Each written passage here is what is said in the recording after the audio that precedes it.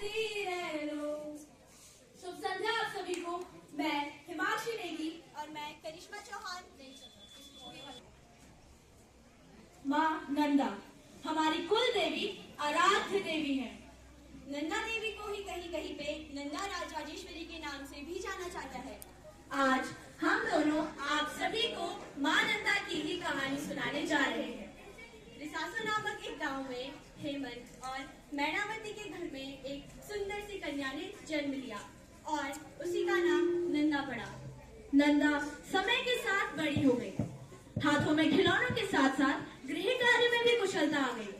अब नंदा जवान हो गई, दिखने में सबसे सुंदर, सर्वगुण संपन्न और सबकी लाडली। अब सभी को नंदा के विवाह की चिंता सताने लगी। एक ओर रिसासों में नंदा के विवाह की बात चल रही थी, वहीं दूसरी ओर कैलाश में भी शिवजी के लिए कन्या की खोज जारी थी। नारायण, अब यह कार्य नारद जी को सौंपा गया। वे सारे ब्रह्मांड में घूमे, लेकिन उन्हें शिवजी योग्य कोई कन्या ही नहीं मिली।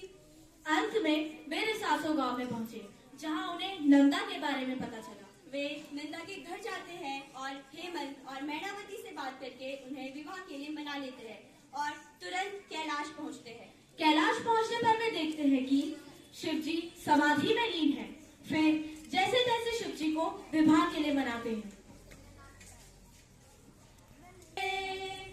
विष्णु चले, ब्रह्मा चले, विष्णु चले, चले नंदी बाबा, चले नंदी बाबा, भूत प्रेत यक्ष किन्नर हम भी चले बाबा। तेरी बारात माँ, तेरी बारात माँ रे बाबा, तेरी बारात माँ, शिव बारात माँ। अब नंदा मायके से ससुराल कैलाश पहुंचती है, पर जैसा उन्होंने सोचा था वहां वैसा कुछ था ही नहीं। चारों तरफ बर्फ ही बर्फ। शिवजी अपनी समाधि में ही लीन रहते थे। नंदा मन ही मन रोती थी, बहुत दुखी होती थी। और अब तो नंदा के मायके वालों ने भी उनसे उनका हालचाल पूछना छोड़ दिया था। अब नंदा ने लगाया अपने मायके वालों पे दोष। रिसासों में भूकंप आने लगे, अकाल पड़ गया, सभी लोग परेशान हो गए, पानी को तरसने लगे, रिसासों में हाहाकार मच गई। तब रिसासों वालों ने करवाई पूछ। वहां जाकर उन्हें पता चला कि उन्हें किसी ध्यान का दोष है। ध्यान यानी नंदा। कुछ समय बाद उन्हें ज्ञात होता है कि ये ध्यान और कोई नहीं बल्कि नंदा ही है। तब नंदा को उनके ससुराल कैलाश से मायके बुलाया जाता है।